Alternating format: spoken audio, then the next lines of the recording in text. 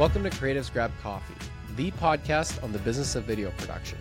Creatives Grab Coffee is hosted by Dario Nuri and Kirill Lazarov from Labs Productions.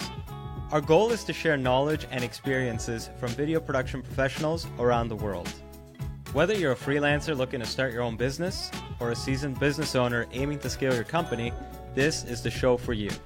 Join us as we develop a community of like-minded creatives looking to learn and help each other grow. Welcome to the business of video production. Welcome to Creatives Grab Coffee. Before we get started with the show, let's go over today's sponsors. Do you have a shoot in Toronto? Do you need crew or a strong production partner to help you with your project? Labs Productions is one of the top production companies in Toronto and your go-to video partner. With our strong creative skills and extensive network, we can help you achieve your goal. Labs Productions is able to offer you production services, white label services, or finder fees for project handoffs. Reach out to us on our website at labsproductions.com to learn more. My name is Miran. Welcome to Canada Film Equipment. We are a boutique rental house based in Toronto. We are here to help you guys out with all production sizes. Feel free to contact us to get a quote if you are a production house and you're looking for lighting, camera packages, or lighting and grid fan packages. You can see our contact information in the link below. We are more than happy to help you guys out. Make sure you follow and subscribe to creativesgrabcoffee.com. Thank you.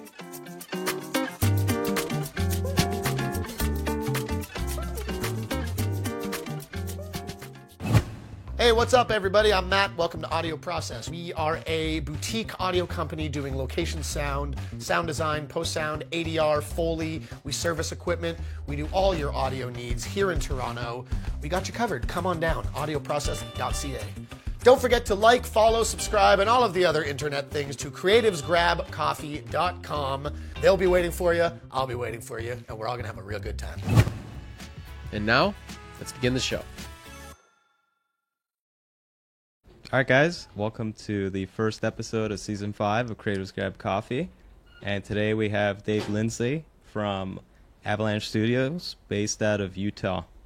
So, Dave, welcome to the show. Thank you. Thanks for having me. I'm excited to chat with you guys and get interviewed by you. Hopefully I can share some kind of insight about the production industry for you guys. So I'm honored to be on the show. Is this like your first podcast episode? Like, are you a seasoned vet, or is this, what's the deal? I wouldn't say I'm a seasoned vet. I have been interviewed on a couple other podcasts about other things. You know, like we did a feature-length documentary a couple years ago, and we were on a podcast about that. And so I've been on a couple things before, another business-related one. So, but yeah, I don't do this all the time. Being in front of the camera is definitely not in my wheelhouse. So I'll do the best I can. I think that background you got over there says otherwise. It looks like a full podcast studio. Yeah. Well, I'm pretty good at setting up a camera and like directing other people to talk and be on camera, but actually being in front of the camera is something I don't do all the time. I'm not an actor. I'm not a professional presenter, but I am a business owner. I do have a video production company, so I know a little bit about how it works. So let's go. Let's start there. Like, tell us a little bit about how you started your company. Well, I started Avalanche Studios back in 2000. Before that, I started right out of college, just with a little production company, basically just me. And I started. It was kind of a weird path of how I ended up here, because when I was in school, I was studying business and accounting and thinking maybe I'd get an MBA. And I went to the University of Utah right here in Salt Lake City. And so I was thinking that was the course I was going to go. But then a couple years into that, I was taking a statistics class. And I just remember being so miserable looking at numbers and standard deviations. And I was like, if I have to do this for the rest of my life, I don't know if I will survive. And so I thought, I got to do something that I like and that I love and that I want to do. And I was trying to decide, well, what do I like? What do I want to do? And I really like sports. I love playing sports, being involved in sports. And I was like, well, maybe I could be a sportscaster. I'll be the sports guy on the news.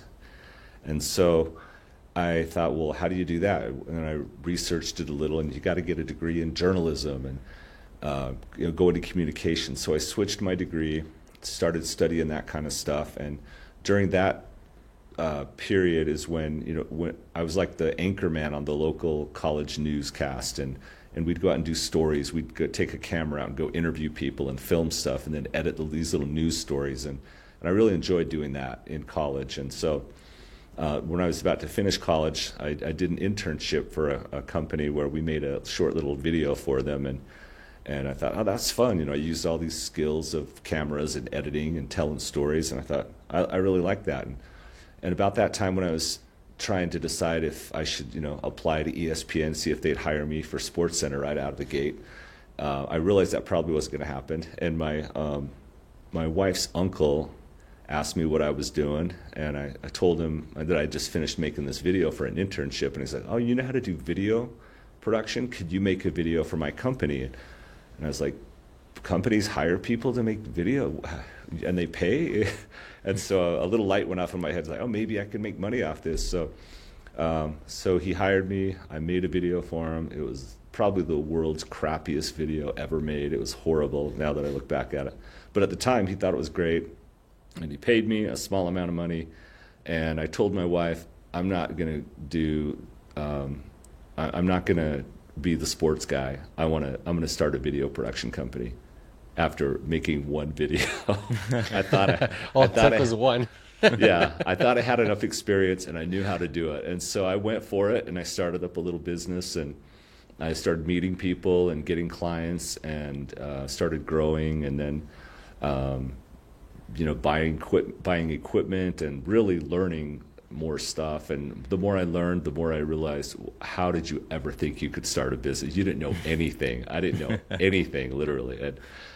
But I thought I could do it, and so I just went for it. And in 2000, this was back in the mid-'90s when I was first starting this out. And in 2000, we changed our name. I'd had this partner that I was kind of with, and we split up, but I just went out completely on my own and started Avalanche Studios in 2000, and been doing it ever since. Why did you and your business partner split up?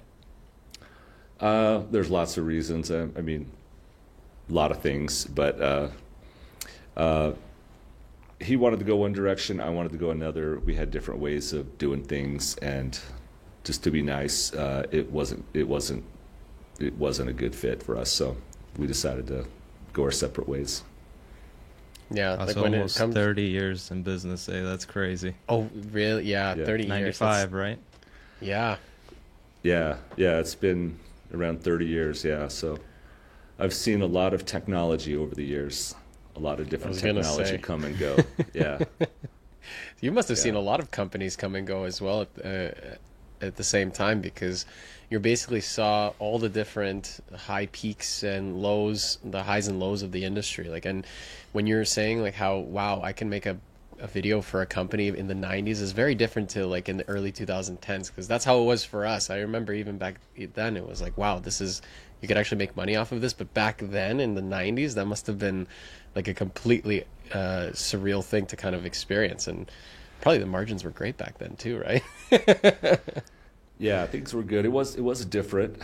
I remember starting with, using SVHS technology in college, and then that went, then we switched to Betacam, Beta SP. We thought we were cool because we had a Beta SP camera, and then DVC Pro 50, and then the editing solutions were, in college it was tape to tape, deck to deck editing. It was using things like the video toaster. I don't know if anybody's old enough to remember that, but there was this thing called the video toaster, which made by NewTek. I think NewTek is still around, and they make like a switching platform. But there was stuff like that. Then we got into nonlinear stuff, and we bought our first Avid in the late 90s, our first Avid system. We paid $100,000 for it.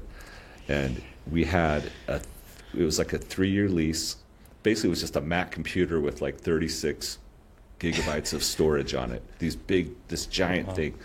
But if you had an Avid Media Composer back then, that meant you were big time, and people would come to us to edit their stuff. Like film producers and other editors would come in, and they'd want to edit on this Avid. So we just rented that thing out all the time, where I would sit and edit with people, and we were one of just a handful of Avids in the Salt Lake area at the time. And so that was pretty cool to have that. But then after a few years, we realized, people, college kids were coming to us and like, why do you have this Avid? It costs $100,000. I can do the same thing on my Mac with Final Cut Pro. And I'm like, and then we realized, yeah, you got a point. And so we got rid of our Avids and we eventually switched over to Final Cut Pro. And then, of course, that went away, and then switched to to Adobe Premiere, and that's kind of all we've been using lately is pretty much Premiere products. So, but yeah, technology has definitely changed. And that 100 adjusted for inflation now would probably be like a lot. That's like 200, 300, and Yeah. one Lamborghini 300,000. Urus. See, Dario, that imagine now, like the cost for Adobe Premiere every month doesn't seem that bad now, considering what he had to pay back then, right? I was just thinking, like one editing program cost him like $100K, which adjusted for inflation is probably like 200-300 now, and it's like Yeah. the most expensive camera now doesn't even cost that much. It's like half of that. Yeah, and you can do so much more. You can do so much more now with stuff. My son's been getting into it, and he'll just shoot stuff and then edit on his phone. He's making graphics, adding in titles, doing effects, and it's just all on his phone with stuff that he can get for free. And it's amazing, the technology. And I used to be really worried about that. I used to be really worried as a business owner. You're thinking about your livelihood and the future and maintaining your clients, and are we going to lose business? And there is some truth to that. Some clients will say, why are we paying you $30,000 for this little project when we can do it for in-house? Our guy in the marketing department can do it. But you still need to have somebody who knows what they're doing. You still need people who are talented, who have an idea, who have a concept, who know how to tell a story, who know how to shoot, edit properly, finish. There's still a lot of skills and storytelling, and then even managing a project if you're dealing with actors and locations, and you still have to have all those skills. Those are still valuable.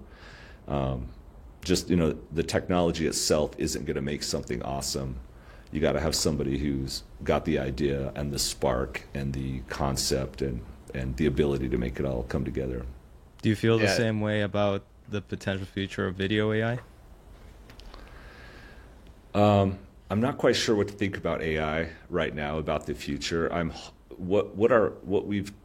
Within our company, the way we've embraced it, or the way we've talked about it, is like, we might as well embrace it. Let's just embrace AI and realize that it's a real thing and that it's here. Let's try to use it. Let's be the early adopters of it, and let's try to figure out how we can become experts with AI so that we can still be valuable to our clients and help make our clients' projects better. And so we've been using it in a lot of ways, everything from script writing to help us come up with ideas for scripts. The thing I really like the most about it is using it for storyboarding, because we used to pay storyboard artists a lot of money to sketch out and draw a whole bunch of images. And now you don't have, I feel bad for storyboard artists, but Yeah.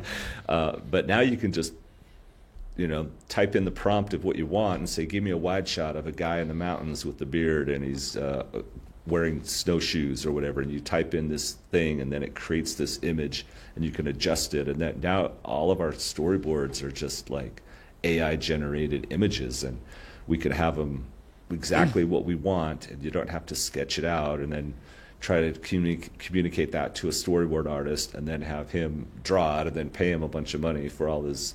It's like AI can do it, Yeah. and it just saves so much time to create concepts.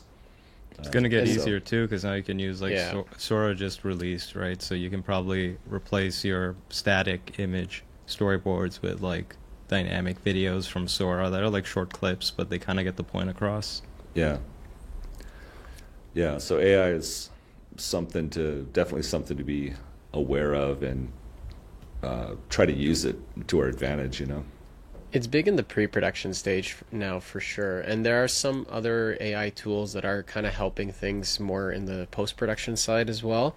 For example, the Adobe Enhanced audio editing software is really good when it comes to salvaging poor audio from not something that you've produced, but like archived footage or things like that. That's sometimes not always the best. Like it's been very useful for us when like a client has sent, here's an iPhone video with really poor audio quality make something with this for us that, you know, will be usable. And so, and just feeding that through that software, it gives you an audio file that actually does sound much better than what it is. Obviously it's not perfect yet, right? But to be able to just click, drag and drop and download, it's the amount of time that's saved and everyone's happy at the end of the day. It's amazing just how that tool alone is really gotten advanced. And now they've also included this new Premiere tool where it extends clips further when you need that extra little like 1 to 2 seconds of buffer,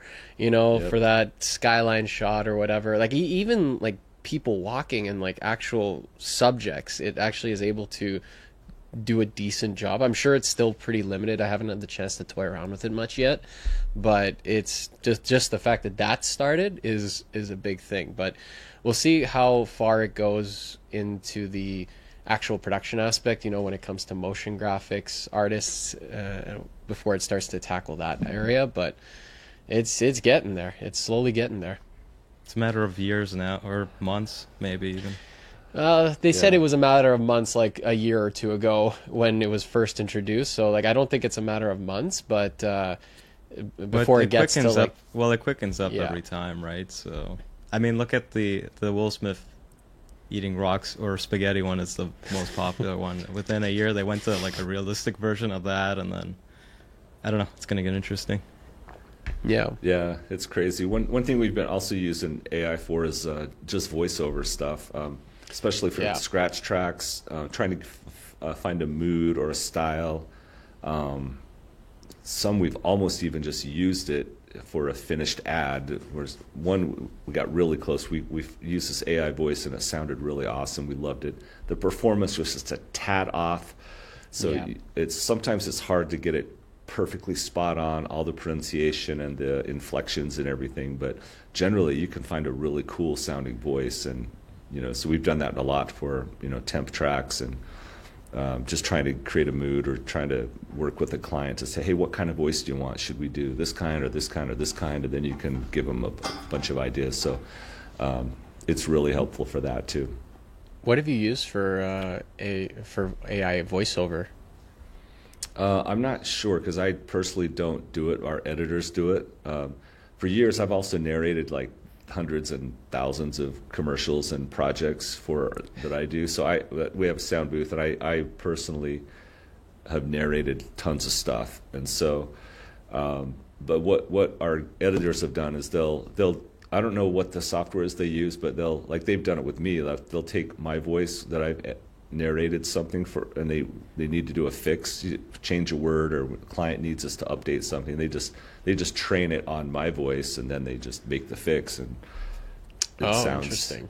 Yeah, they just take my voice, plug it in, and go, okay, now we can have Dave say whatever now because we got it trained, you know. So, but I'm not sure what tool they're using for that.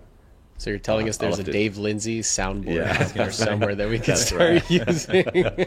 Yeah, there's a fake Dave AI somewhere.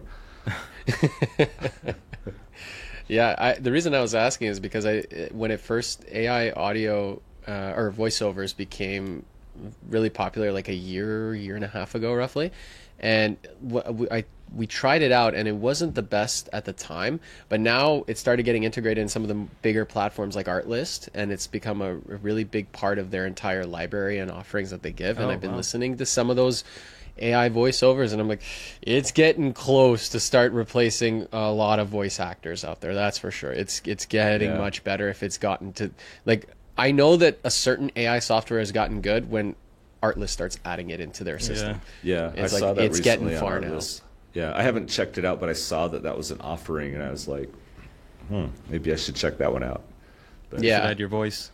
Yeah. To the library. Make royalties off of the Dave Lindsay gotta, voice. And they got to pay me for that. Can you actually do that, Kirill? You just add your voice to it? And I don't know.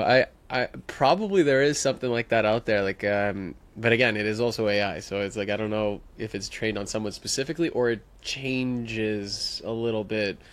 I don't know, like, because when they're if you look at the Artlist ads, they actually show like AI people as well, so you can't even tell who it's associated with. It's like you want to sound like a raspy old man or a tiny little boy or whatever. It's it's definitely gotten advanced, and it's definitely going to change the business aspect of like when you're pitching to clients. Like, for example, now when we're using and hiring voice actors, there's a certain budget that's usually set aside for hiring that actor, working with them, getting the right recordings that you need and everything like that. But now if there's this now AI tool, like, how are you going to go about charging for that? Is it going to be like a nominally like a much smaller fee, or is it something that you just provide as part of it? It's you like always charge the same. That's the rule. Prices only go up. It's like inflation. It only goes up. Yeah, but my point is that, like, it changes the business angle a little bit, right? Mm-hmm. Like, obviously, even though you're not hiring a real person, you have to feed the script through the software several times, get the right thing. So more time is being spent on that side. So it's like a management fee of that fake voice. Exactly. So, I mean, in a way, it might price out the same, but instead of some of that money going to, like, say, a voiceover artist, then the money's going to go more so into the producer or the director or production management fee and the time aspect that goes into trying to get that right performance, right? But again, though, like, if you're going to go that route, you got to make sure that you're getting the actual performance that you want. So, because if it doesn't work out like that, then boom, you got to go and hire a real person as well. But we're getting there. We're getting there. I'm surprised at how many ads I've heard broadcast on TV or on social media ads or whatever that are using AI voices, and they're clearly AI voices, and they're really bad, but they still say the same thing, and they still get the point across, and you can tell they're AI. But these clients are putting their ads out with AI voices, and they don't care. It's just they save money. Yeah, it's cheaper, and it's cheaper. The ads probably are working, and I don't know. Because the average person can't tell, right? Most can't tell. And when you're, like, scrolling through, I think it's more prevalent in, like, social media ads because of how quick that media keeps getting churned out. People are trying to find ways to cut costs as much as possible, and that is definitely one way to do it. Where, funny enough, like, I see so many of these, like, funny ads which are saying you can create a YouTube channel with completely AI everything, which is obviously like a scam in terms of, like, what they're trying to push, but. There are even YouTube channels out there, though, that I've seen where, like, there's, like, one that I listen to where I've been listening to it for, like, about a year or so, and then at one point I noticed something was like, there's something kind of consistent with it, the voice, and it sounded relatively normal, and then I forget how I found out, but I found out that it was AI generated, and I'm like, this is pretty good for AI because it's a very distinct voice, and I haven't heard it anywhere else, so it's getting better to the point where it's like, yeah, it may have been AI, but it gets good information across. You're able to follow along. It's edited together fairly well. So it's kind of wild how far these tools are getting, and it's gonna definitely change the landscape when it comes to how you're pitching and selling to clients and what kind of clients you're selling to, right? Yeah, definitely. Let's talk about the market in Utah. So you're situated in Salt Lake City? Mm-hmm. So what kind of industries are popular there? Salt Lake City has all kinds of stuff going on here. It is a fairly popular place. The state of Utah is got a pretty good, robust film and video production industry. There have been a lot of movies and shows that have come through here. I think a lot of the appeal to Utah is the landscapes. You got red rock deserts in the south. You got alpine and mountains, snow in the north. You've got Salt Lake City, which you can do some city type stuff. You have really good crews, talented people. There's been a lot of shows and series that have passed through here over the years. So there's a pretty good market. For us, mostly what we do at Avalanche Studios, we do a lot of ads. We do a lot of business-related content. We do a lot of documentary-related stuff. So we film a lot of documentary-style projects, and whether that's full-on feature documentaries or documentary-style productions. So we do a little bit of TV, and just a lot of I don't know. It seems like we have a lot of tech companies that we do a lot of stuff for. I know you've probably heard of Silicon Slopes in San Jose, California, and the tech companies there, but they have the Utah version of that is called Silicon, or the Silicon Slopes. What do they call Silicon? I meant Silicon Valley. I think you meant Silicon Valley. Yeah. I'm sorry. So sorry, let me edit that out.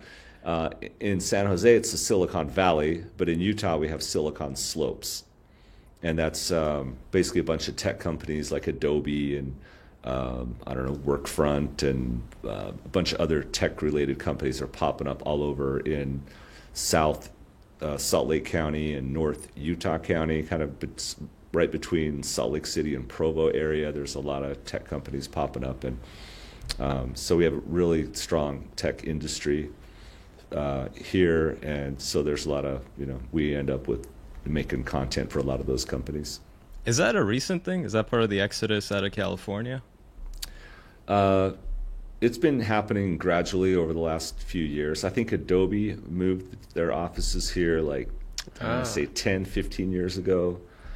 But yeah, there's been a lot of startups, and then there's some companies are moving, and there's companies like eBay and Facebook and others that have some kind of a presence here in Utah. So it's been gradually happening, but it's quite a thing. That's interesting. Yeah, we have here in Toronto. It's varied. There's like all sorts of industries here. I wouldn't say it's heavily. There's no major one. On one. Yeah, there's no like one that's like dominating everything. It's just kind of like a mix of everything, and it's also like a cycle throughout the year, right? Like maybe one year it's more so in, like the classic holiday season type stuff, and then like for example in summer or when like August, September rolls around, when the Toronto International Film Festival comes around, then it's like big in like the entertainment space, and then but there's always constant business and corporate. Like I'd say maybe the biggest is business and corporate, really, I guess, but finance. Or maybe in the finance sector, because there's a lot of like big offices here in Toronto for that, especially for international companies that want to have a Canadian presence. But otherwise, there's no like one particular one that we could pinpoint to other than that. What's your main go-to? What type of projects do you guys primarily do? Like what would you like to do if that's all you could do? Oh, for us, I guess finance is our current one. I would like to do more in the finance space. Finance and tech is like a little bit more of the type of clients that we typically service. Over the last few years, that's been kind of like the biggest trend, and they're great people to work with. There's like a wide range in terms of like the kinds of projects that we can work on. Like I would obviously like to do more manufacturing too. Yeah, that was funny. Like in 2022, there was like this weird year where all of a sudden half of our projects were all manufacturing based clients and projects. So it's kind of for us, it's been a very interesting kind of like journey in terms of like the kind of work and clients that we've gotten. But depends a lot of like it year to year. Yeah, it varies year to year, and a lot of it has been like inbound type projects that have come to us. So one thing that we're going to be aiming for example, in the new year is to try to start going after figuring out what kind of projects and clients we want to kind of work on that we don't currently, and see how we can start actively pursuing them. So that's like one thing that we're going to try to push more for in I would like us to focus a lot on the finance obviously and manufacturing as well, because there's a lot of businesses in the manufacturing space here. At least here, yeah. I do like going to their factories and just seeing the processes. It's always like fascinating to me. So yeah, definitely want to add that to our repertoire. Yeah, usually could get some cool footage of stuff if they've got some kind of interesting welding or sparks flying or some kind of interesting machinery. It's always fun to get that kind of manufacturing footage. There's always a wow factor to it, with depending on what it is as well. Like the most recent one we did was for a kitchen cabinet type business, a cabinetry business, and I mean, besides the challenge of there being so much sawdust in the air that it's very difficult to breathe, Just for Kirill, that was fine. Yeah. Mainly for me, yeah. But it's very interesting to see kind of all the different processes that go into it, all the different kind of sprays that they have to do, the cutting, the way they have to calculate everything in terms of like how precise the pieces are being made together. It's cool to see people like working on the craft of this stuff, right? And also, there's a ton of different types of content you can create for them. There's obviously like the educational stuff for their employees, and they always need conference videos, or what do they call them, trade show videos. So tons of content. Yeah, honestly, that's one of my favorite things about this job is having clients in different industries where you find out, you get to meet different people, you go to their facility, you find out what they do, you hear how they started, how they got, invented their gadget or whatever it is, and then made it, and then are selling it, and now they've made $1 billion. That's always inspiring and fascinating to me to see what other companies are doing and what other entrepreneurs have going on. And to go tell those stories and to meet people that are doing that. They're usually, high quality people who are, got something special about them, and then to be able to meet them and to hang out with them and to film them and to help tell their story and help promote their product. That's a fun part of the business, I think. Yeah, it's one of the only jobs out there that you can do that in, because everyone else is kind of like, you're in that specific industry and you're kind of stuck in there, and it's a small bubble. It's also one of the few industries where they give you they kind of open their back doors to you more so, right? For every industry, like you kind of like here's like the front line of like our services and our business, here it is, but there's very few company or jobs where they would actually just kind of be more open to be like, this is how we do this, is how we do this is how we make this is our story, these are the behind the scenes. It's really interesting to learn a lot about the inner workings of not only the companies, but like how these industries are actually operating. Like one of the manufacturing clients we did in 2022 was a cable manufacturing company that we didn't realize were doing big cables for like NASA and stuff like that. Yeah. And we were like, you guys create like some of the major cabling and electronics for NASA. That's pretty interesting. It's like the small office in the middle of nowhere here in Toronto, and you're like, okay, like you guys are helping people get to the moon. It's so random. Yeah. Yeah, it's interesting. I mean, when I look at the types of clients we have, just the type of clients we have on the board right now, like our projects that we're doing right now, it's such a wide variety of industries. Like we're doing, we'll be doing a video for a chemical company in Wyoming. So they mine soda ash like from the ground in western Wyoming. So we'll be going out there making this video about their processes and employee orientation content and stuff like that. So there's that. There's UDOT, which is the Utah Department of Transportation. They're redoing a bunch of freeways all around Salt Lake City, and so we have time-lapse cameras set up all around for like it's like nice. A three-year project where we just have these time-lapse cameras set up. We have we've got 10 cameras set up at various intersections where they're doing this construction. And so we manage that project and create video content from that. We do stuff for the Salt Lake City Airport, which they've just rebuilt the airport over the last 5 years. It's been like a 5-year project, and so we started filming 6-7 years ago as we've been making a documentary about the reconstruction of the Salt Lake City Airport. Which is we kind of finished the documentary, but we still are now adding on to it because the airport's not completely done. So just projects like that. So just this wide variety of industries and clients and places we get to go. Every day I come to work, I feel like I'm just goofing off because I don't really have to sit at a cubicle and just do the same thing every day.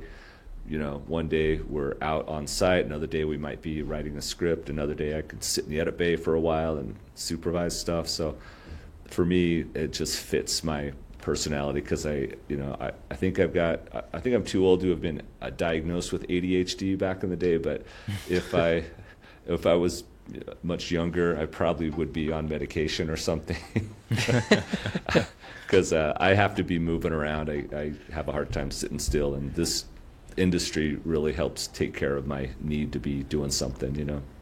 I think this industry also kind of like pushed us in that mindset of like, oh, I need to be doing something different constantly, you know, because that's how it was at the very beginning. It's like, oh, you're doing a video for this company, or, you know, like obviously when you're first starting out, you're doing a lot of like smaller type projects. So it's like, oh, I'm doing a music video for this guy, or we're doing a corporate video, or doing a university video. Like it was kind of like a weird thing to notice right out the gate, that it's like constantly different every single day. It's like, so now that's what you expect. That like you can't imagine especially you after doing it for 30 years and with the industry constantly changing, so the habits constantly changing, what you've been doing now is not exactly the same that you were doing 10 years ago, right? So you're kind of used to that at this point. And I think it's in our nature, because I would have been switching jobs every like 6 to 12 months if I wasn't doing this. Yeah. I remember back when I was working at the bank and at Rogers and everything, after a month or two, I'd be like, "This is boring. I need to do something different." Yeah, this industry definitely takes care of that problem. It's definitely not boring. We're always doing something different. So I'm really grateful I've been able to have a career this far doing what I do. So. Is there a particular favorite type of project that you've worked on, or like the type of clients or work that you like to do? Because obviously with it being so varied, like you do corporate, you do tech, you do documentary, like is there something that you kind of find yourself leaning a little bit more towards? I do like ads. I like short form stuff. You know, I like taking a complex message and telling a story in a short amount of time, where you take something that's fairly a big story and a complex messaging and simplifying it, reducing it down to one simple thing where we can tell the story in a 30-second ad. That's a challenge, and it's fun. And I also love those kind of shoots because you can put a lot of focus and energy into a concept and writing the script and dialing it in, and then the shoots are usually pretty short and sweet, you know, 1 or 2 days, and then you get all this, you know, get the footage and then put it all together, and then you're done. You know, you finish it and you're done. And I like having that process all done and seeing a conclusion quickly, as opposed to other projects we've done where it's just, even like this airport thing is great and it's awesome, but it's just like this ongoing thing. It feels like we're never really done with it, because you know, we make a documentary, but they're like, you know, so a few more things happen and we're adding this new wing and we need to add that into the documentary. And it's like, okay, we'll do it. You know, that's great. We're happy to do it. But I like the finality of just get in there, tell a story, finish it, and then move on and go on to the next thing. But yeah, I like ads, and I do like documentary stuff too. I know documentaries do take a long time. But I do like. There's something about documentary storytelling too that I also really enjoy. It's a challenge. It's funny because it's kind of the opposite of what I just said about the ads, about going in quick, but you know, filming something for months and months and months, or even years, like we've done, and then taking that and trying to make sense of it all, and then weave it into a story. Because when you have so much footage, you could lead the viewer this way, or you could turn the story that way, just depending on how you edit it. And so that is also a fun challenge. It's a much longer, drawn out thing, but we've gotten pretty good at it here at our company, and so that's why we end up with a few documentary projects all the time. So, but I also enjoy doing that. So is it like what would you say is the percentage breakdown between documentary and your standard corporate video that you do? Or ads? Probably, I'd say like 30% of what we do is ads. Probably, well, with documentary, there's like full-on feature-length documentaries, which we will get hired to make, and sometimes we've made our own just as passion projects. So, but then there's a lot of companies who hire us to do projects for them, which are documentary style, you know, like a short 4 to 5 minute piece, but it's kind of a docu-style thing. So the line is kind of blurred there, but we do, I don't know, probably another 30% of our stuff is in that style.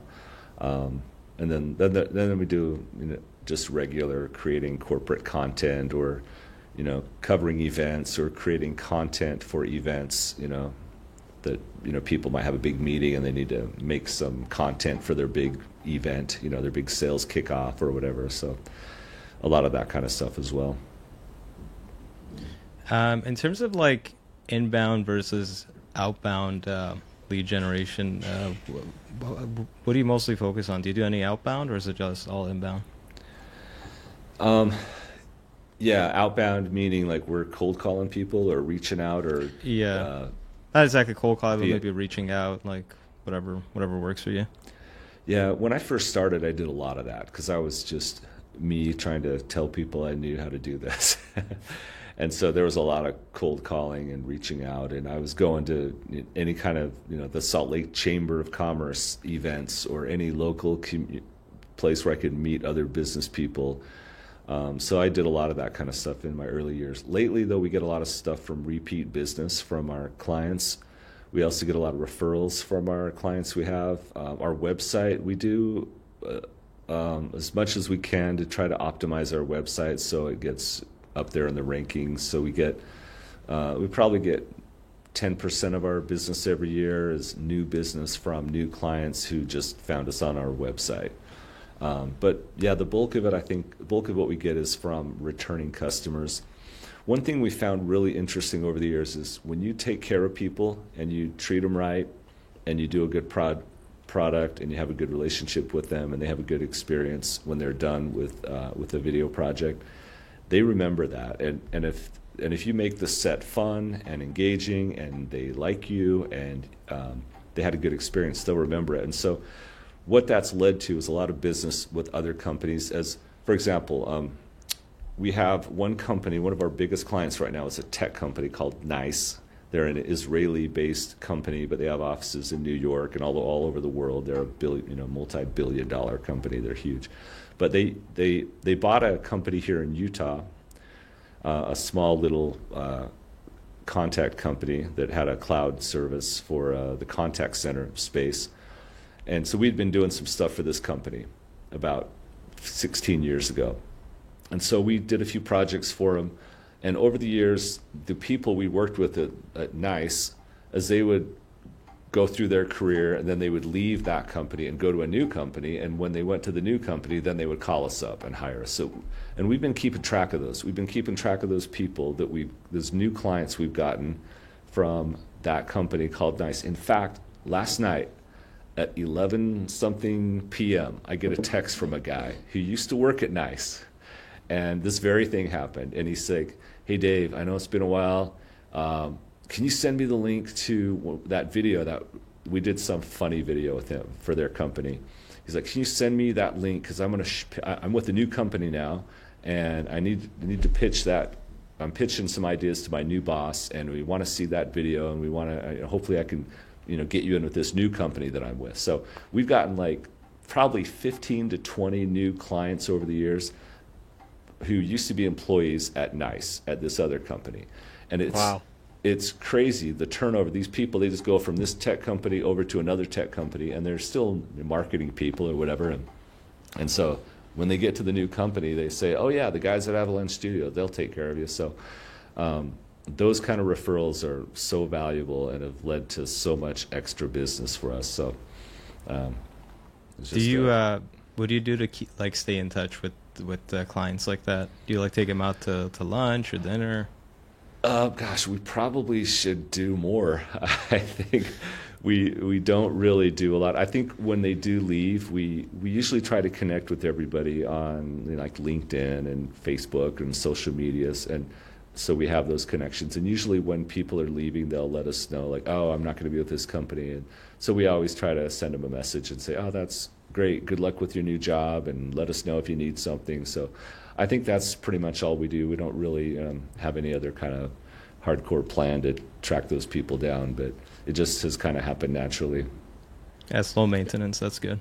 I think it's a testament then to how you how you keep the client experience so high, or such high quality and very engaging. Just the way you're talking about how you try to make the the day of shoots, like on set fun.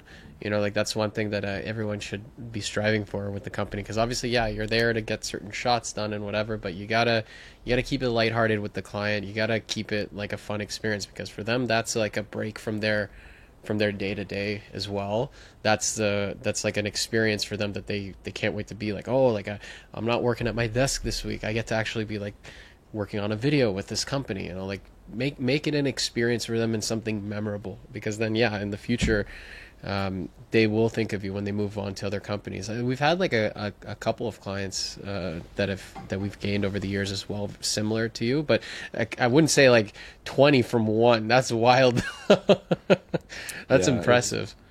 It is. We were amazed at it ourselves when we've gone back, and every time it keeps happening, we're just like, oh, there's another one. You know, there's another one, and that's not the only client that's happened with. But one thing about making the set fun is, I'm not that fun of a guy, but one of the guys that I work with really is. He's really great about keeping two things. One, he's a really good producer that can manage the set, and he kind of really makes sure that in order for there to be that good experience and that good feeling, things have to go smooth. So you have to plan it out. You got to stay on schedule, and you got to be nice to people. And so when you're on set, if you do that and you have fun and you get done on time or you get done early, people are happier and feel better about it. So we always plan enough time and make sure we're really, we know what we're doing and that everything's where it needs to be, so that everyone has a good experience. Because the genesis for that came when Jason is his name. He's been with me for over 20 years, and he said that when he was in film school, he went to BYU for film school, and he said he remembers being on set for some kind of side productions he was on, and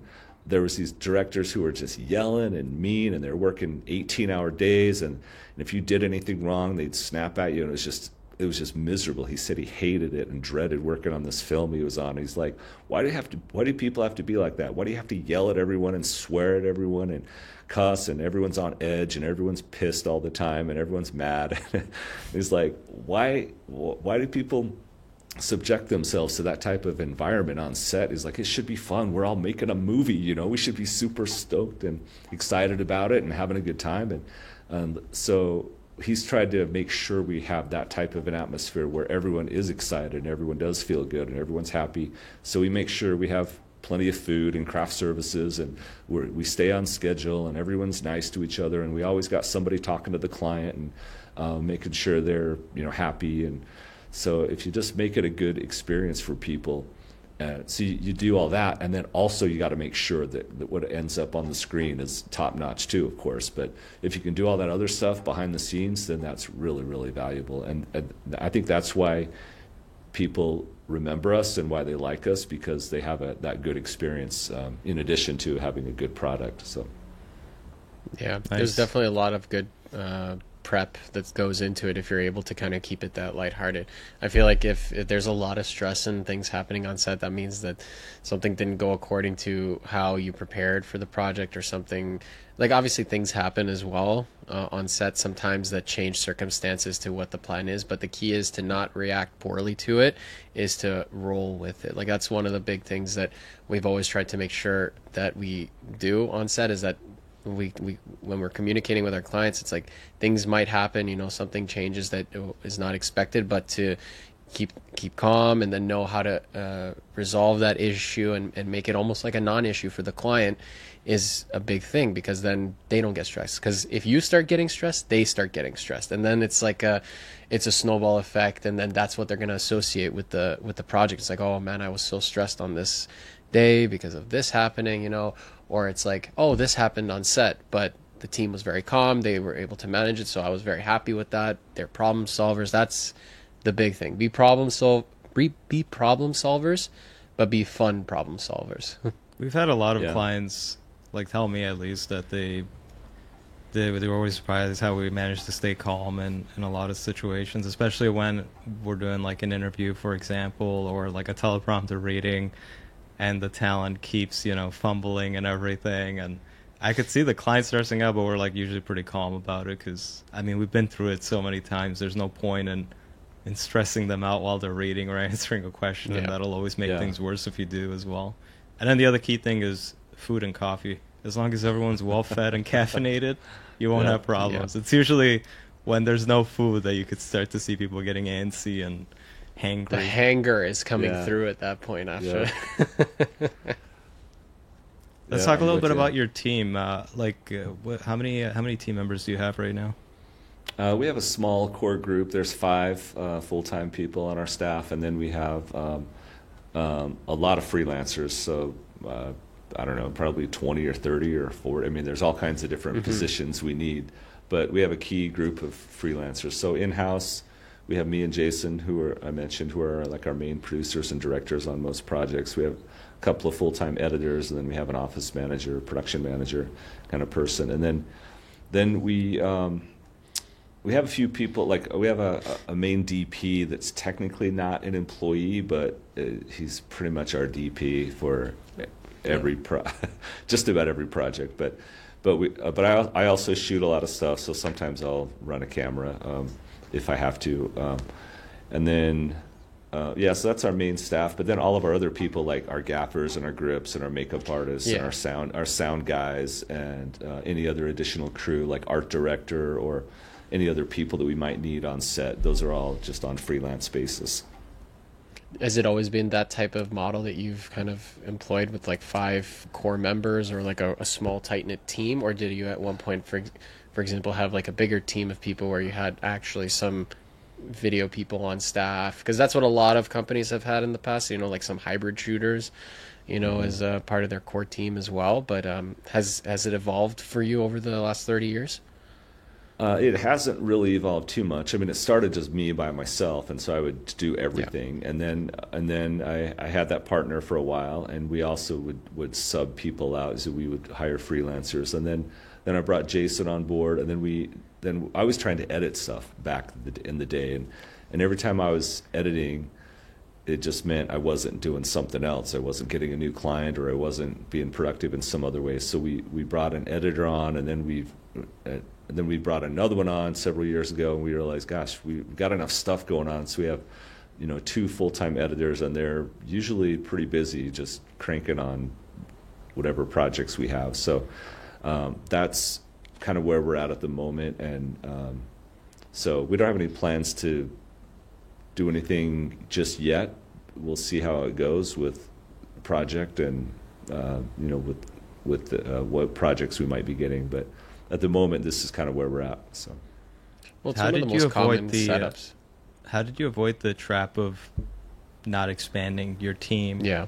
too quickly into too big at the same time? Because we've had several people come on and said that they started over hiring, and then before they knew it, they had to start letting a lot of people go before they found like a good Balance.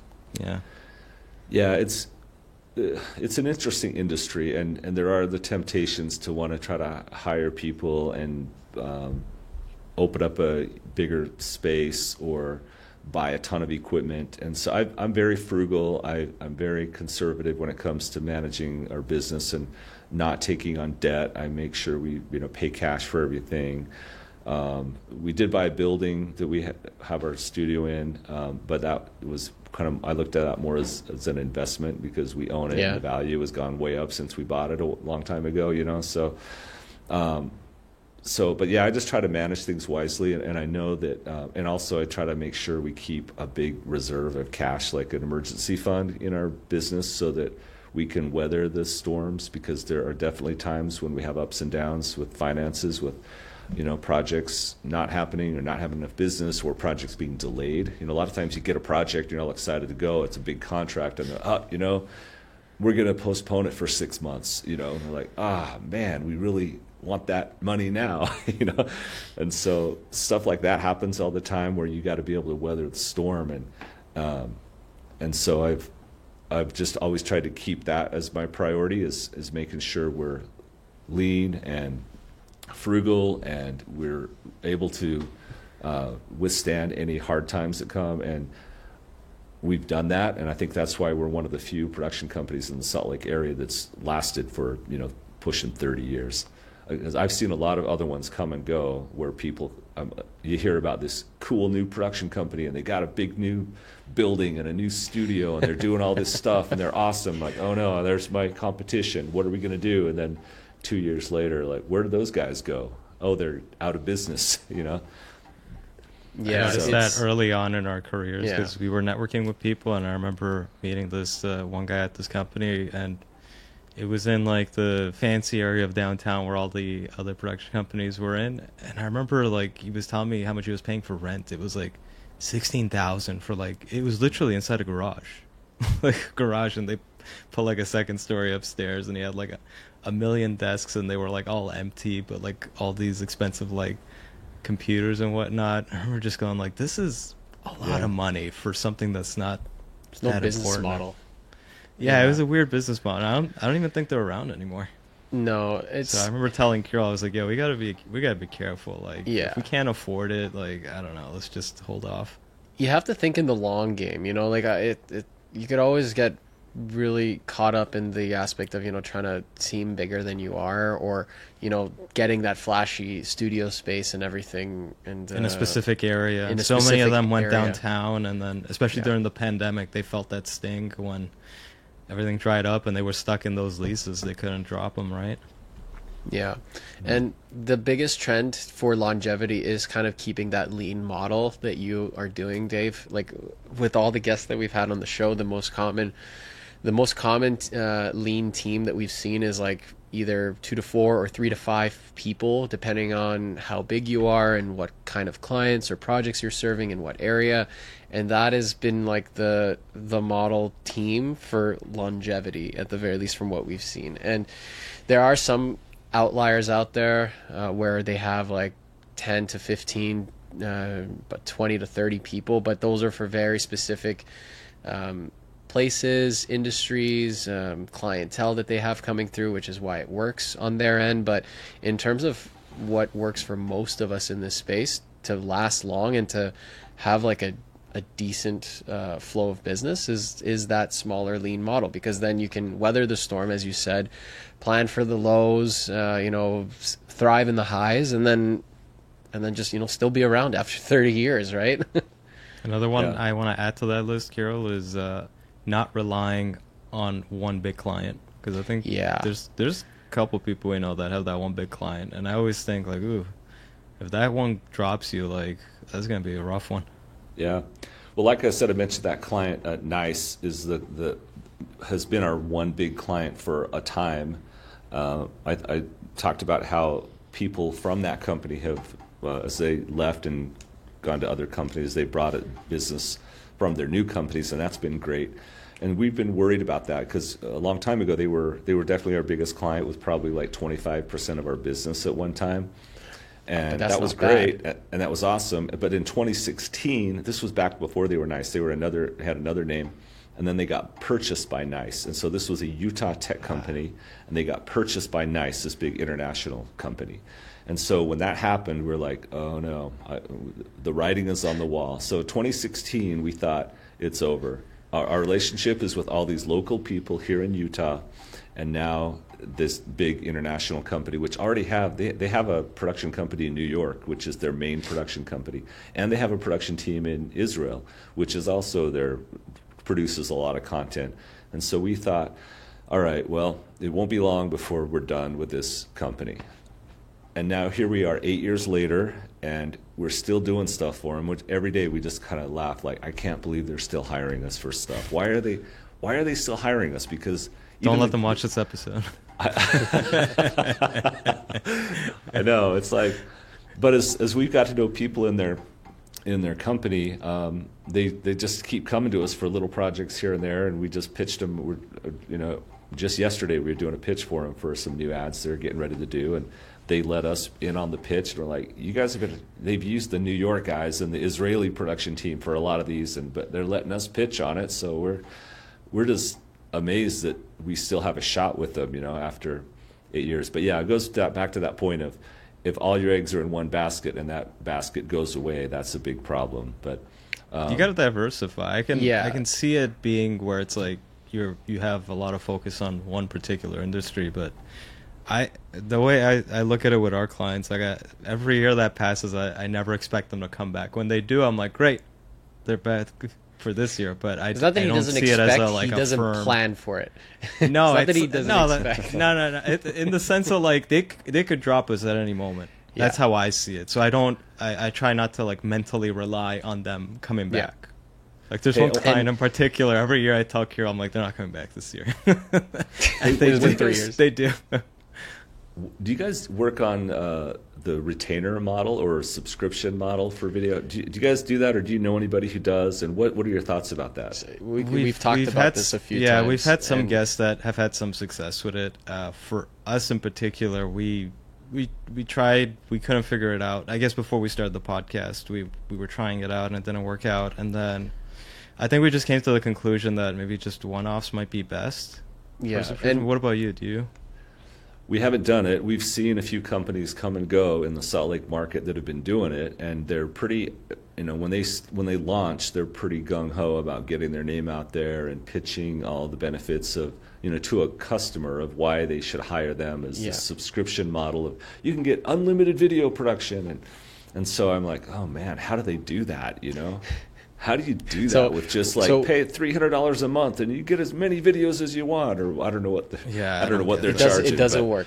It doesn't work. There's actually like a few episodes, like 10, 20, or about 20 or 30 episodes back, where we actually sat down with one or two guests and actually tried to break it down to figure out if it can work. Because like of all the guests, I think maybe two have a working model that works, but we even like broke it down where it's not really a retainer model. Like people think, when they think retainer, they think they want to have they want a consistent client, right? But they think of it in the wrong way. They think of pay us monthly and you give them unlimited work. But what happens if all of a sudden they need a lot of work in that month? It's not sustainable. What they want is people to do a lot of pre-booking in the year. That is really what people are trying to kind of go after, but that doesn't always necessarily happen. So, and not to mention, when you're giving such a huge amount of unlimited services or a certain amount of services, you're also giving discounting everything as well. So you end up working at cost a lot of the time. So you're not even, you're getting consistent revenue, but how is the profit margin on that revenue in the long The term? caveat, Carol, though, Like- is that for some of the guests, it did work. That's what I'm saying. Some I'll it does, but 90% of them it doesn't, because it's really not for every industry. It really depends. Like Dave, I'll send you some of the episodes where Yeah. people discussed it. But I remember one of the disadvantages off the top of my head was someone was mentioning how some people try to offering a discount, which is okay, now you're losing all your profit margins, and then they don't also factor in yearly inflation, so they're losing even more on that. And then Kirill mentioned how sometimes it's they just need all that work all of a sudden, and it screws everything up for the production company. But there's some other people that it helps them grow because they have, they already know what their income is going to be for that year. So and they can financially plan. I mean, one of the guests, what they had was like a pool model, I guess, where they basically said at the start of the year, give us a budget of $100,000, and this is what we're going to work with in the year, and this is the type of projects we could potentially do and stuff like that. But again, that's not exactly like a retainer type model. I feel like the main thing that we realized was that the retainer model is not really what people are going for, but that's kind of the word that has stuck with what they're actually going after, because the retainer model is essentially what Netflix does or what all these other subscription based services are. It's pay us a monthly fee and this is the service you're getting as much as possible, or within that month. That's the within that subscription month model, because there was exactly. another guest that was mentioning how a client might pay you and then they might not use up the whole budget within that year, so they want to push it to the next year. But he was talking about how that causes a lot of accounting issues, because you have to record it as profit, but it's technically not profit. So you're basically becoming like a bank for that client's money. So that was interesting. Yeah, I've never been able to wrap my brain around it. I've heard people talk about it. I've heard seen the sales pitches for why you should hire us, kind of a thing, and I've just never been able to get it or understand how it could be a viable way of running a production company. Did So those that- companies last? The ones you mentioned that were offering like limited revisions within the month and everything. Did they last? Are they still around or no? There's two that I remember being big, and I don't know that they're still around. I think I've heard. I think one of the guys who founded one of them has left and gone to a different company. So I don't think they're still around, and that's why I was like, how do you even sell that, or how does that work? I just never understood the. But I still see things on social media where people are like coming up in my feed, like, here's how you can have your own retainer-based video production company. Oh, those guys. There's a bunch of guys like that. Those are Carol's guys that are done a lot selling of Carol's done a lot of investigation on that from. If you'd like yeah. to. talk yeah, about like a lot of these people who are trying to sell you on like, oh, like this is how you can get your retainer model to work with your clients, is like they're not trying to sell. You're the product at that point. People who are selling to videographers, those are the clients, because they can't actually find real clients, so they're actually trying to sell to us, a video and I can content teach you how to creators. make $100,000 a month. Oh my god, like I'm sick Why are and you tired teaching of those this ads. magical secret if you Yeah. actually crack the code? Exactly. Like if you're actually doing that, then that would be the case. Like Why would you tell anyone else the about it? closest thing to a retainer model that makes sense a lot of the time financially for everyone, for both parties, is when you know that there's specific content that a client is going to need every year. So for example, one of our clients, we do quarterly videos. It's one of the most basic things a lot of finance webinars, yeah, quarterly webinar videos that a lot of finance companies technically tend to need. So you could go with an air quote retainer type model, but like what we do is we meet with them at the beginning of every year, figure out what their content needs are, come up with a budget for everything, sign off on it, and then there's that. But at that point, there's no need for a retainer model, but you're pre-booking. That's what you want. That's essentially what a lot of people in our industry is looking for, is finding clients that you know they're going to have a lot of actually planned projects in the year. You book dates in, you book out crews, you book out teams. Everything's set up right at the beginning of the year. If you do the retainer model where it's like, okay, maybe 1 month I'm not going to do anything with them. Maybe the next month they're going to need to hire us for like 50,000 projects. What happens with all your other clients? Do you put them aside? Do you give them priority? It becomes really messy at that point. So like we agree with you, Dave, or it's hard to wrap your head around the fantasized retainer model when it's in reality. Maybe it works just if you pre-booking. offer. Maybe it works if you offer more services. Like if you are more of like a marketing firm, I could see it working. You're an agency at that point. You're not. Yeah, because it's like, well, That's it's what like you're not going to see results within a month. Really, you need at least 3 to 6 months. So sign this thing, and then the budget, and you start doing the marketing for the client at that point. That's the only way I see it working. Yeah, it's interesting. It is interesting that the ones that I've seen in the Salt Lake market, I don't think they're around anymore. At least the one company that was the biggest coming out of the gate. I don't think they're around. So I guess Maybe they had like a lot of question. funding.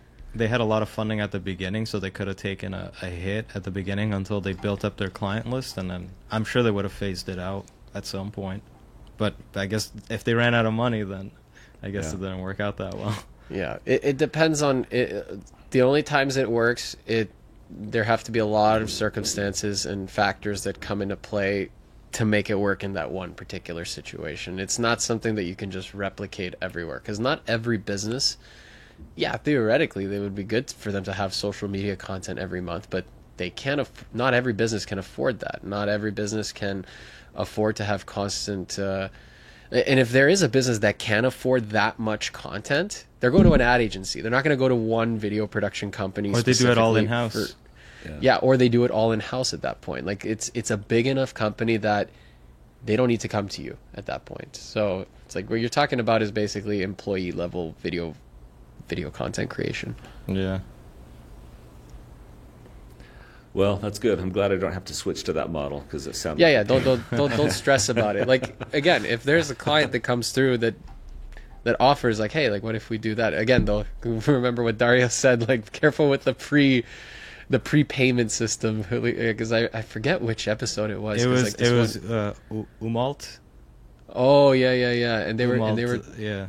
Yeah, they were talking about how like you're essentially becoming a bank at that point for this business, and then it becomes very messy financially. Financially, yeah, he was. Yeah, I'll send you all these episodes. I gotta go through. It only got brought up a couple times where people like tried it and it worked, or tried it and it didn't work. So yeah, but it's like, I it's feel funny. like it keeps coming up. It keeps coming up every 10, it's our 15 industry's. episodes. It's our industry's philosopher's stone. Everyone's trying to like trying to make it work.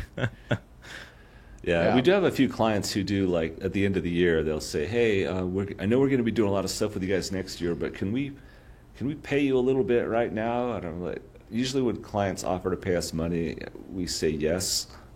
And so sometimes clients will do that. They'll, they'll prepay a little money in December for projects we're going to do in January and February, So we have that happen occasionally, but that's not like our main business model.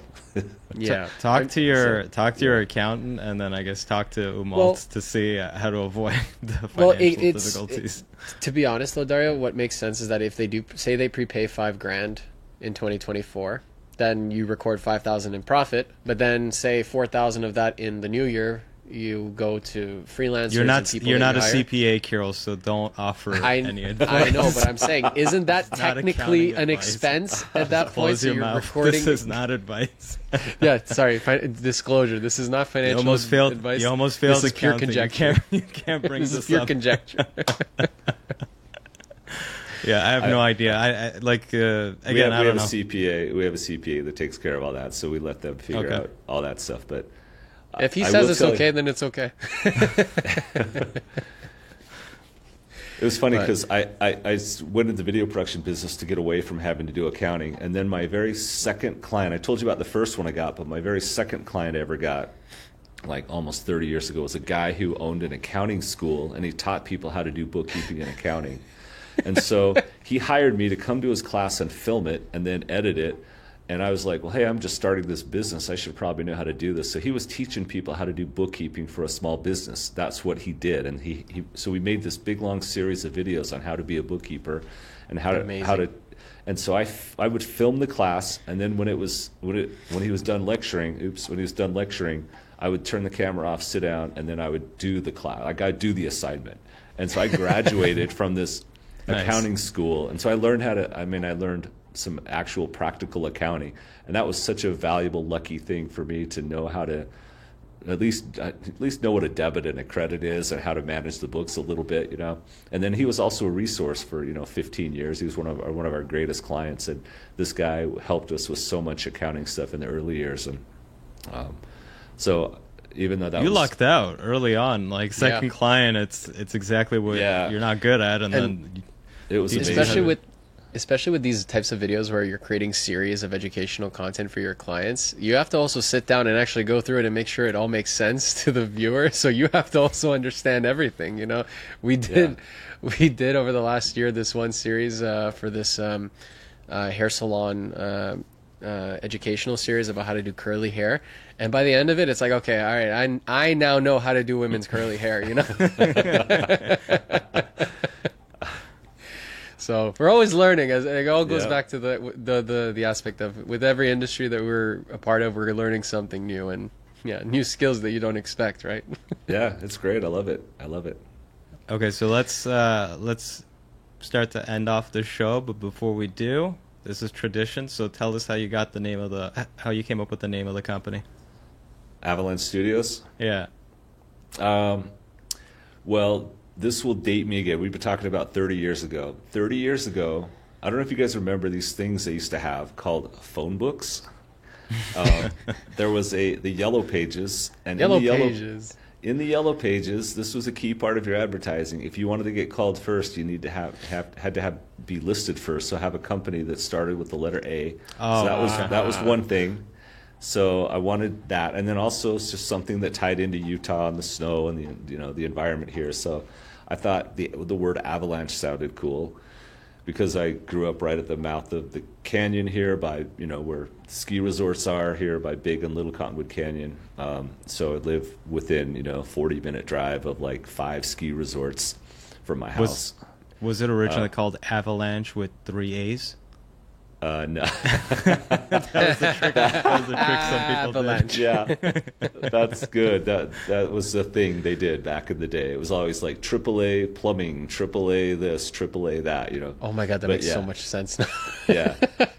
I saw a post on Reddit about the Yellow Pages. How in 2006 the stock was worth something like $3,000 something. Now it's worth like $3.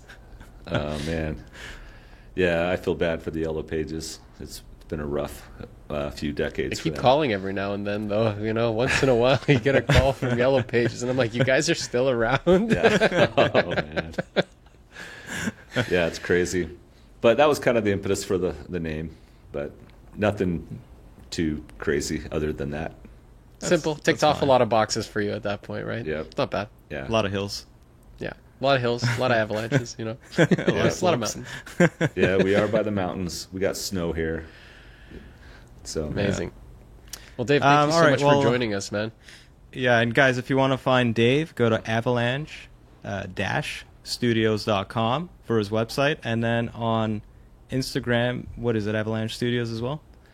Yeah, on Instagram, gosh, I should have known this. It's at avalanche.studios, I believe. I'll have to double check that. One of those guys. But yeah, you can find us on. Yeah, so one thing, don't get us confused with Avalanche Studios in Sweden, which is the video game company.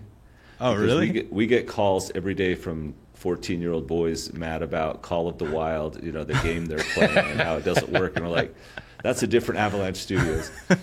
But would you be interested in a corporate video while you on the phone? Exactly. selling to a 14-year-old kid.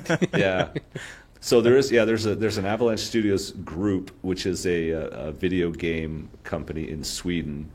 And then it's also confusing because there's a software company in Salt Lake called Avalanche Software, and they're owned by Disney Studios. And so with the name Disney Studios and Avalanche Software, we get confused for those guys a lot too. Does Disney ever call you by accident? Sometimes Disney doesn't, but sometimes people trying to reach them, they call us. So we get a lot of misdirected phone calls because of all the confusion. So we are Avalanche Studios, the film and video production company in Salt Lake City, Utah, not in the Sweden. US. Yes, in the United States. That's right. So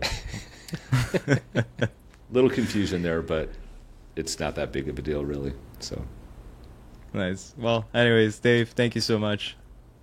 Yeah, thank you. Thank you for having me on. It's been a pleasure. It's been nice to meet you guys, and I'm excited for the podcast to come out, and hope you guys continue to have a lot of success with all your productions in Toronto. Thank you. Thanks, and you as well.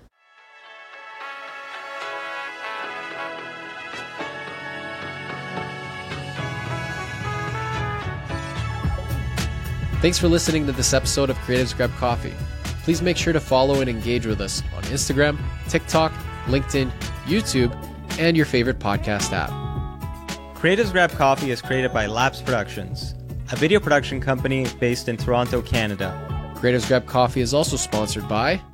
My name is Miran. Welcome to Canada Film Equipment. We are a boutique rental house based in Toronto. We are here to help you guys out with all production sizes. Feel free to contact us to get a quote if you are a production house and you're looking for lighting, camera packages, or lighting and grid fan packages. You can see our contact information in the link below. We are more than happy to help you guys out. Make sure you follow and subscribe to creativesgrabcoffee.com. Thank you.